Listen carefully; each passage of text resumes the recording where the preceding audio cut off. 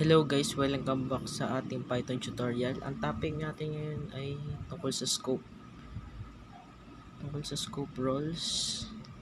Bali, ang scope roles ay importante sa ating topic, sa ating function. Pero ano nga bang scope?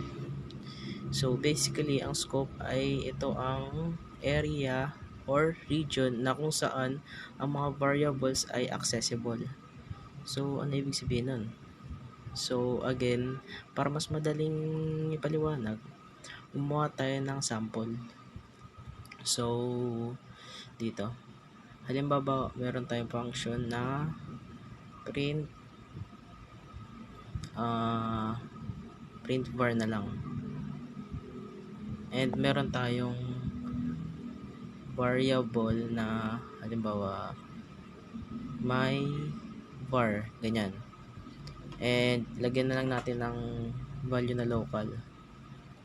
So yun lang, actually walang ginagawa yung function natin. Meron lang tayong variable na sa loob niya. So subukan natin i-access yung variable nito. Ito. So dito sa labas ng function, i-print natin yung my var. So subukan natin i-print. So makikita natin na nagkaroon tayo ng error.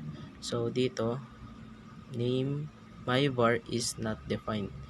So ano nangyari? Bakit not defined? Samantalang defined naman siya dito. So ang reason natin dyan is sa Python meron tayong tinatawag na function scope. Ang ibig sabihin nun, kada gawa natin ng function, para tayong gumagawa ng space, and then dun sa space na yun, lahat ng i-declare natin dun na variables is accessible sa loob ng space na yun or sa function na yun. Kaya ito, so since na dito natin declare sa space na to or sa function na to, dito lang siya pwedeng i-access, di natin po siya pwedeng i-access sa labas. So ito rin yung tinatawag na local variable. So ganito yan, yung mga local variable natin is pwede lang siyang gamitin doon lang sa function na kung saan sila ginawa. So local variable. So again, ang local variable is accessible lang siya doon lang sa loob ng function kung saan siya ginawa.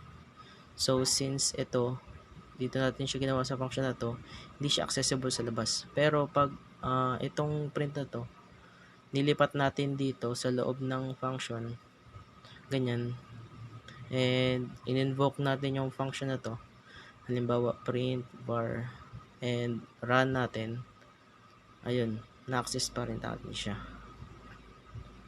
Paano naman kung may var tayo dito na isa pa dito,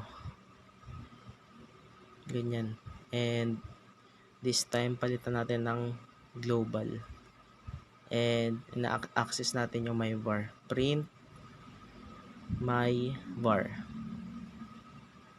So ano kaya ang ma-access natin dito, ito or ito?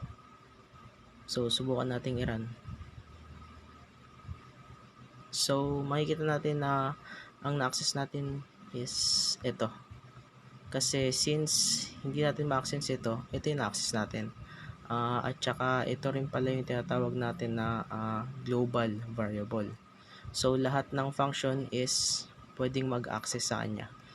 So halimbawa meron pa tayong isang function dito, ganyan, copy na lang natin, and halimbawa natin natin to ng 2, ganyan, then halimbawa wala ito. Yan. So i-invoke natin sila pareho, print var at saka print var 2. So pag nara natin, so ayun, local at global. Bali itong second function natin is in-access niya to, kaya variable na yan, since global siya, pwede siyang gamitin ng kahit kahit ano. Function man yan, for loops, basta nasa file na to. So, yun yung tinatawag na global variable.